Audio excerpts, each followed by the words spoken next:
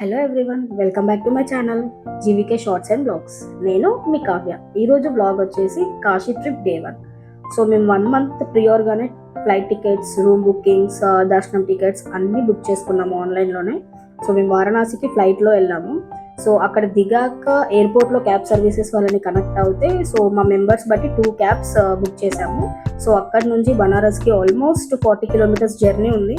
So టెంపుల్కి 3 kilometres radius లోపలే వెహికల్స్ని అలౌ చేస్తారు. సో మేము 3 కిలోమీటర్స్ దగ్గరే దిగిపోయి అక్కడ నుంచి సో ఇలా రిక్షాస్లో బుక్ చేసుకొని రిక్షాస్లో వెళ్ళాము. సో ఫ్లైట్ జర్నీ కాబట్టి ఎక్కువగా టైర్డ్గా అనిపించలేదు. సో వెంటనే లంచ్కి వెళ్ళాము. సో లంచ్ అయ్యాక రూమ్లో కాస్త రిలాక్స్ అయ్యి ఫ్రెష్ అవ్వడం జరిగింది. ఈవినింగ్ 5కి మేము గంగా హారతికి వెళ్ళాము. సో మేము టోటల్ 17 మెంబర్స్ వెళ్ళాము. సో అందుకని సపరేట్గా బోట్ బుక్ చేసుకున్నాము. షేరింగ్ బోట్స్ కూడా ఉంటాయి, అరౌండ్ 100 రూపీస్ పర్ హెడ్ అలా తీసుకుంటారు.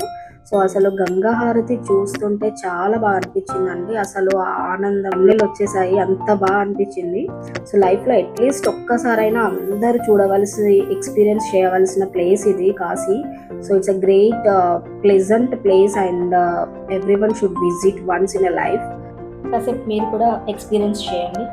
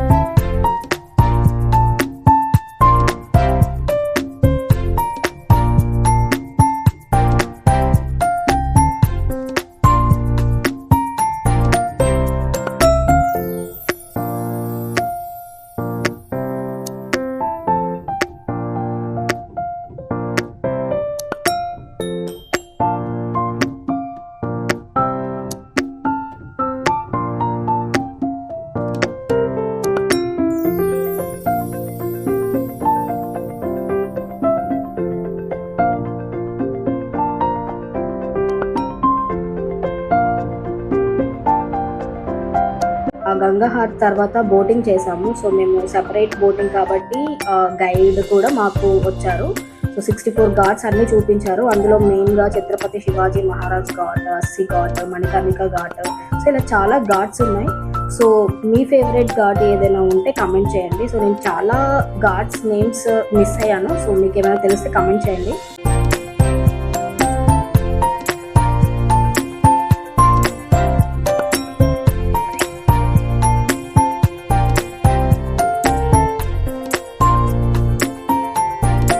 సో బోటింగ్ అయిపోయాక కాలభైరవ టెంపుల్కి వెళ్ళాము.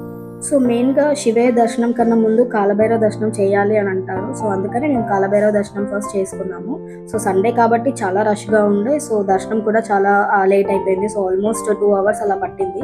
సో తర్వాత మేము మృత్యుంజయ స్వామి టెంపుల్కి వెళ్ళాము. సో అక్కడ స్పెషల్ ఏంటంటే అక్కడ ఒక బావి ఉంటుంది. అదేంటంటే 365 days 24/7 ఎప్పుడంటే అప్పుడు వాటర్ ఉంటాయంట అందులో. సో అక్కడ మనకు ఒక పర్సన్ ఉంటారు. అతను ఏంటంటే మనకి గ్లాస్లో వాటర్ ఇస్తారు. సో అది తాగడం అన్నమాట. సో అది తాగితే ఏమైనా హెల్త్ ఇష్యూస్ ఉంటే అవి క్యూర్ అవుతాయని ఇక్కడ వాళ్ళ నమ్మకం అన్నమాట. సో వెళ్ళిన వాళ్ళు డెఫినెట్లీ మర్చిపోకుండా ఆ వాటర్ తాగండి. సో అన్ని టెంపుల్స్ చూసి రూమ్కి వచ్చేసరికి నైట్ 11:30 అలా అయిపోయింది. నెక్స్ట్ డే మార్నింగ్ 4కి దర్శనం ఉంది. సో మేము ఆల్రెడీ 3 AM రెడీ అయ్యి వెళ్ళాము. సో టికెట్స్ ఆల్రెడీ బుక్ చేసాం కాబట్టి గేట్ 4 నుండి వెళ్ళాము. సో గేట్ 4 దగ్గర చాలా మంది ఉన్నారండి. ఎస్పెషల్లీ మండే కాబట్టి లోకల్ వాళ్ళు కూడా చాలా మంది వస్తారంట. సో గేట్ దగ్గరనే లోకల్స్ అవైలబుల్గా ఉంటాయని అన్నారు. సో ఫోన్స్, చెప్పల్స్, బ్యాగ్స్ అన్ని పెట్టడానికి సో ఫ్రీ ఆఫ్ కాస్ట్. కాకపోతే రూల్ ఏంటంటే పూజ సామాగ్రి వాళ్ళ దగ్గర నుంచి తీసుకోవాలి అని మాత్రం చెప్పారు. పూజ సామాగ్రి తీసుకొని దర్శనంకి వెళ్ళాము. అంటే మార్నింగ్ 5:30 వరకే మనకి స్పర్శ దర్శనం ఉంటుందన్నారు. సో అక్కడ మనం శివయ్యని లైక్ మన తీసుకెళ్లిన పాలతో అభిషేకం చేయవచ్చు అన్నారు. మేము ట్రై చేసాము కానీ టైం ఎక్సీడ్ అయిపోయింది. కానీ శివయ్య ముందు అట్లీస్ట్ 30 minutes ఉండగలిగాము. తర్వాత దర్శనం చేసి బయటకు వచ్చేసరికి 6 AM అలా అయింది.